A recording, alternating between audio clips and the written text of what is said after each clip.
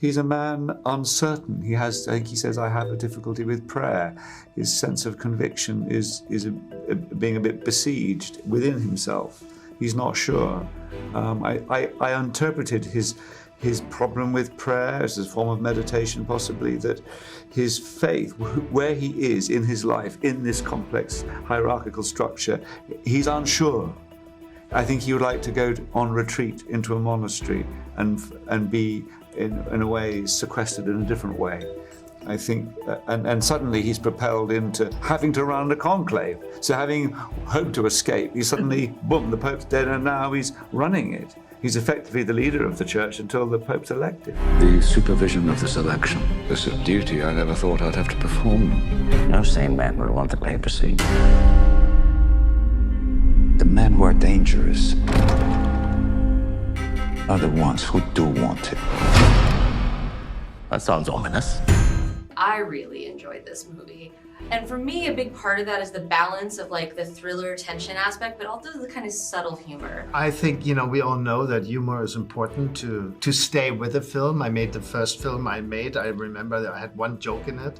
And when the audience laughed, I thought it was so relieved. So I enjoy when that is part of it. But you want to focus on, I don't think humor works when you say, let's try to be funny. Let's play this in a funny way. I think you want to play it in a serious way, and you want to cater to the tension of it. You want to focus on the tension of it. You want to actually just serve the story. And if it happens to be slightly absurd in between, which elicits laughter, wonderful. Isabella, you delivered this incredible speech.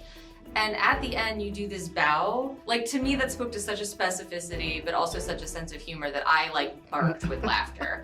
So I'd love to know what it was like, what putting that scene together was like. I was delighted because I was in a screening and I saw people laughing, but I didn't think it was going to be that comical or that funny when I did it. I know that it was going to be a powerful scene because she changes the course of the conclave by confronting the truth. And the bow, I think it is because she goes back to her role, which is to be invisible and serving.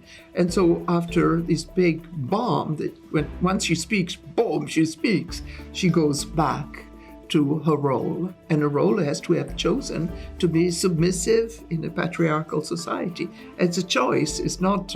She's not oppressed. She's a nun. She decided to be that. More technical level, I had to learn some Italian. I have a tiny bit of Italian. I hear Italian because I visit Italy quite often, but that was a task. The Latin, I have to speak. Rituals, it was important to me that how I moved. I brought up Catholic, I can make the sign of the cross, but other things, we had a spiritual advisor there because I said to Edward, please, let's get this as accurate as we can. And I think he's a good man. I think he's a holy man.